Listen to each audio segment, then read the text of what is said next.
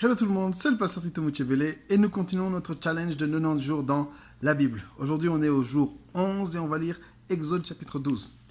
On est à la fin des 10 plaies d'Égypte. Donc Dieu a manifesté sa gloire dans 9 actions jusque-là, 9 miracles pour forcer Pharaon à libérer le peuple d'Israël. Il y a eu l'eau transformée en sang, il y a eu des sauterelles, il y a eu des grenouilles, toutes sortes de fléaux qui ont frappé les Égyptiens afin de les forcer à faire sortir le peuple d'Israël. Mais jusque-là, Dieu a endurci le cœur de Pharaon qui a refusé de laisser sortir Israël.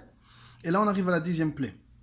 Dieu prévient Israël de ce qu'ils doivent faire afin d'être sauvés. Il va passer dans le pays et tuer tous les premiers-nés.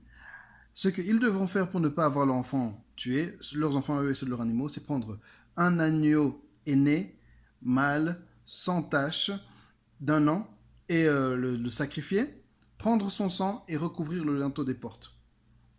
Cet agneau qui meurt, c'est une préfiguration de Jésus qui a été sacrifié pour nous et dont le sang a coulé pour notre protection et pour le prix de notre vie.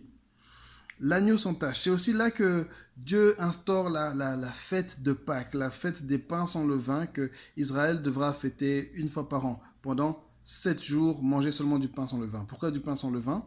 Parce que ce soir-là, Israël n'a pas eu le temps de faire lever leur pain, parce que le temps que la pâte est levée, Pharaon avait perdu son enfant et leur a forcé tous à partir, quitter le pays immédiatement. Donc, pour se rappeler la précipitation qu'ils ont connue ce jour-là, ils doivent manger du pain sans levain pendant 7 jours. Rappelons-nous aussi que lorsqu'ils sont partis, les Égyptiens leur ont donné plein de cadeaux. À cause du dégoût que cette histoire leur a donné, ils leur ont donné plein d'or, plein de vivres, etc. Encore une fois, Dieu a montré sa main et a béni son peuple.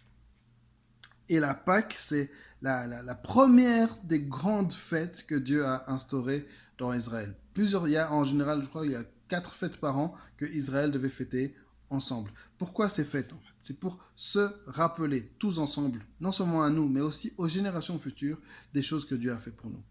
Alors là, je parle à tout le monde. Quand on fait des rassemblements dans l'église, des rassemblements solennels et certaines fêtes chrétiennes aussi, rappelons-nous que c'est pas seulement une question de s'amuser, c'est pas juste de passer du temps ensemble, c'est pour se rappeler. Se rappeler les choses que Dieu a fait pour nous, se rappeler les grands événements du christianisme, se rappeler les grands événements bibliques. Et c'est ça le but des fêtes. Que Dieu vous bénisse. Je vous pose encore 3 questions. Premièrement, qu'est-ce que ce texte m'apprend sur moi? Deuxièmement, ce que ce texte m'apprend sur Dieu. Troisièmement, qu'est-ce que je dois faire à partir de maintenant?